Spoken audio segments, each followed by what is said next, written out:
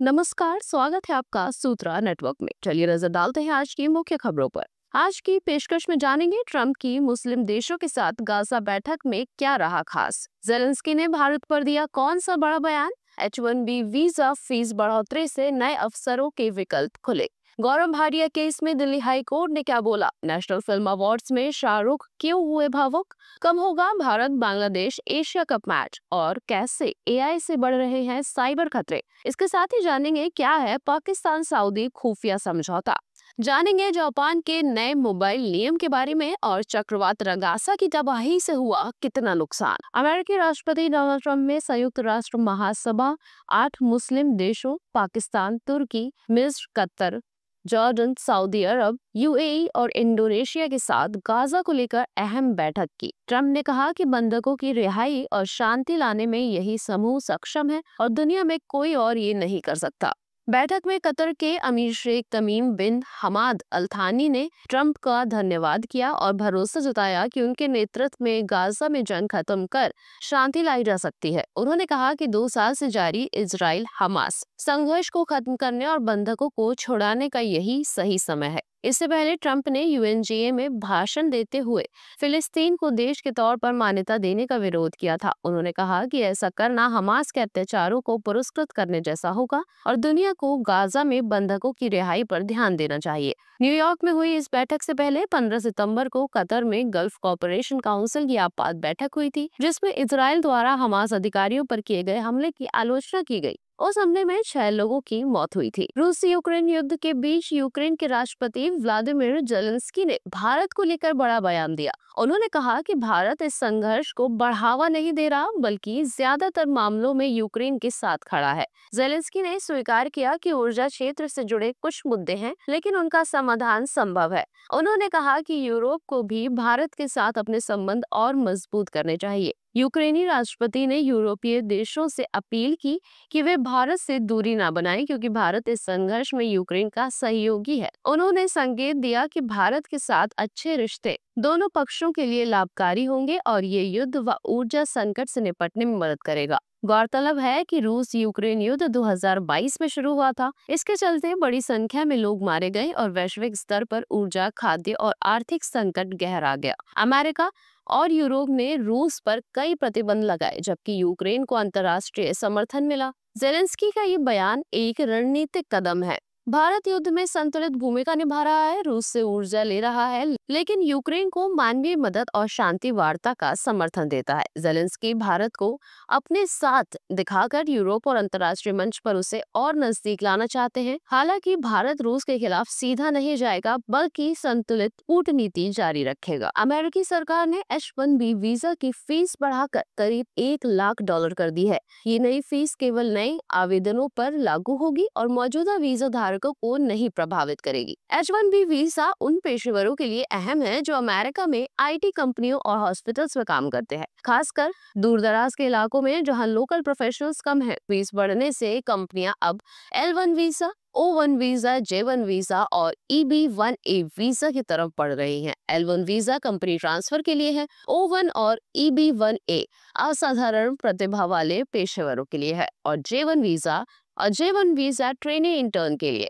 इसके अलावा अमेरिका में पढ़ाई पूरी करने वाले छात्रों को स्टेम ऑप्ट के तहत 3 साल तक नौकरी करने की अनुमति मिलती है। H1B वीजा की फीस बढ़ने से एंट्री लेवल नौकरियों पर असर पड़ेगा और कंपनियां अब स्थानीय या अमेरिकी ग्रेजुएट्स को प्राथमिकता देंगी। इसके चलते भारतीय छात्रों और पेशेवरों के लिए नौकरी के अवसर कम हो सकते हैं और वे जापान, आयरलैंड, कनाडा और यूरोप जैसे देशों में अवसर तलाश रहे हैं। दिल्ली हाईकोर्ट ने भाजपा प्रवक्ता गौरव भाटिया की याचिका पर कहा कि राजनीति में रहने वाले व्यक्ति को आलोचनाओं को सहने वाली मोटी चमड़ी होना जरूरी है, लेकिन व्यंग और मानहानि में अंतर करना होगा। ये टिप्पणी जस्टिस अमित बंसल ने भाटिया की याचिका पर सुनवाई करते हुए की। भाटिया ने सोशल मीडिया से उस सामग्री को हटाने की मांग की थी जिसमें कथित रूप से उन्हें बिना पैंट पजामे के कुर्ता पहने देखा गया। भाटिया के वकील ने बताया कि उन्होंने शॉर्ट्स पहने थे और कैमरे ने गलती से उनका निचला हिस्सा दिखा दिया, जिससे उनकी निजता का उल्लंघन हुआ।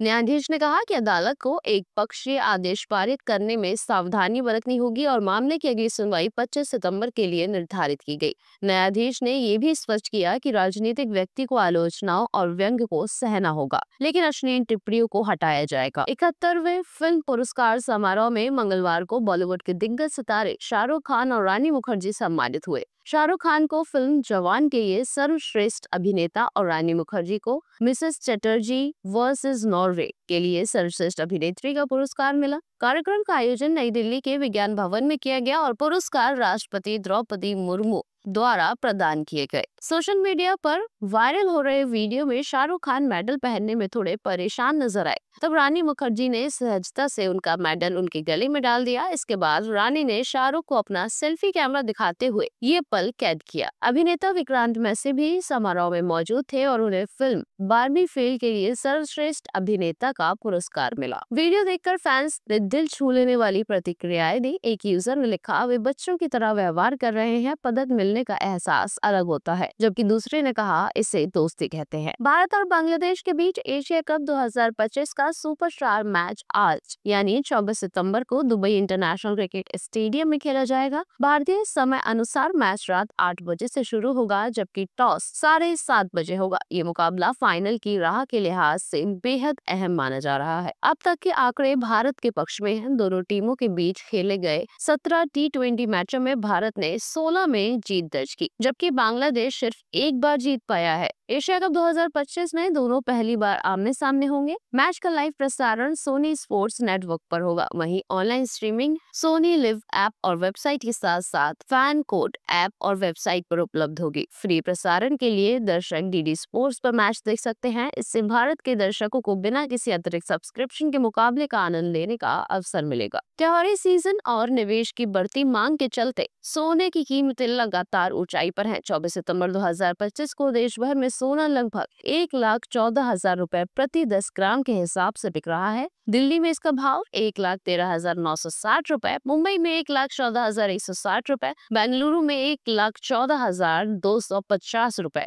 और चेन्नई में सबसे ज्यादा 1,14,490 रुपए प्रति 10 ग्राम है। चांदी की कीमतें 1,34,990 रुपए प्रति किलो हो गई हैं। सोने की कीमतों पर वैश्विक बाजार, यूएस फेडरल रिजर्व की बैठकों, डॉलर रुपया विनिमय दर और आर्थिक अनिश्चितताओं का असर पड़ता है। निवेशक महंगाई और शेयर बाजार के जोखिम के समय सोने को सुरक्षित विकल्प मानते हैं। 24 कैरेट सोना निवेश के लिए, जबकि 22 और 18 कैरेट सोना ज्वेलरी बनाने के लिए इस्तेमाल होता है। जनरेटिव आर्टिफिशियल इंटेलिजेंस के तेजी से विकास ने कई फायदे दिए हैं, लेकिन इसके कारण साइबर सिक्योरिटी पर गंभीर खतरे भी बढ़ गए हैं। एक्सपर्ट्स का कहना है कि अब हैकर एआई टूल्स का इस्तेमाल कर यूजर्स का संवेदनशील डेटा आसानी से चुरा सकते हैं, जैसे कि गूगल कैलेंडर या आउटलुक ईमेल पर क्लिक करने भर से। एआई आधारित साइबर हमले तेजी से बढ़ रहे हैं। अगस्त में एक सप्लाई चेन अटैक में हैकर्स ने नकली प्रोग्राम प्रकाशित कर यूजर्स के पासवर्ड और क्रिप्टो करेंसी वॉलेट्स को निशाना बनाया।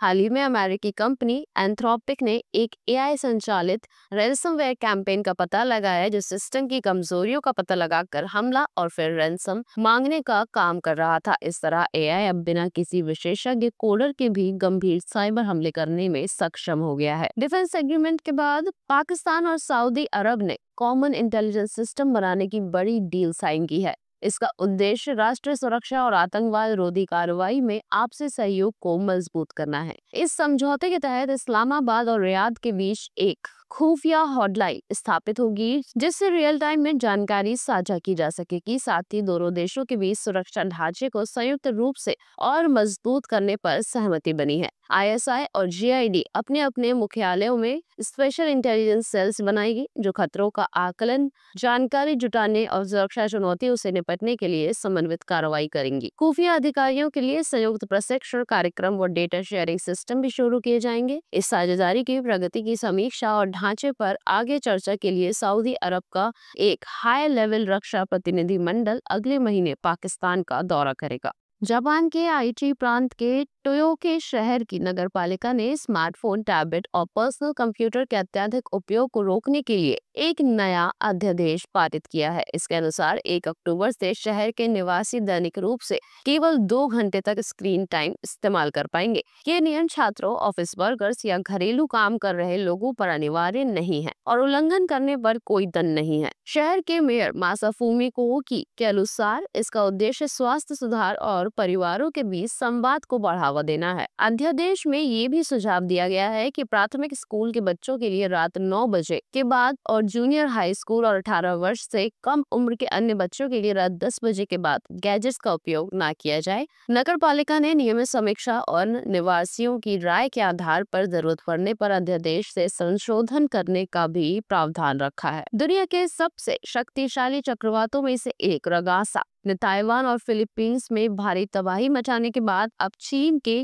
ग्वांगडोंग प्रांत की ओर रुख कर लिया है। इसकी रफ्तार इस समय 185 किलोमीटर प्रति घंटा से अधिक है और आज दोपहर से देर शाम के बीच तट से टकराने की संभावना है। ताइवान में अब तक 14 लोगों की मौत हो चुकी है और कई लोग लापता हैं। लगातार बारिश से बांध और पुल टूट गए, कस्बों में बाढ़ आ गई और हजारों लोग घरों के ऊपरी मंजिलों या ऊंचे इलाकों में शरण लिए हुए हैं। फिलीपींस की उत्तरी लुजोन क्षेत्र में भी रगासा ने कहर बरपाया, जहां 4 लोगों की मौत हो गई और लगभग 7 लाख लोग प्रभावित हुए। 25,000 से ज्यादा लोगों को राहत शिविरों में शरण लेनी पड़ी। हांगकांग में तूफान की चेतावनी के चलते 700 से ज्यादा उड़ानें रद्द कर दी गई और नंबर 8 अलर्ट जारी किया गया। वहीं चीन और हांगकांग के कई शहरों में स्कूल, बाजार और दफ्तर बंद कर दिए गए। तटीय इलाकों में समुद्र का जल स्तर 2 से 3 मीटर तक बढ़ने की आशंका है और सुरक्षा उपाय तेज कर दिए गए हैं। तो चलिए जानते हैं आज की खास और रोचक जानकारी। क्या आपको पता है महाराष्ट्र के शनि शिंगणापुर नामक गांव में लोग पीढ़ियों से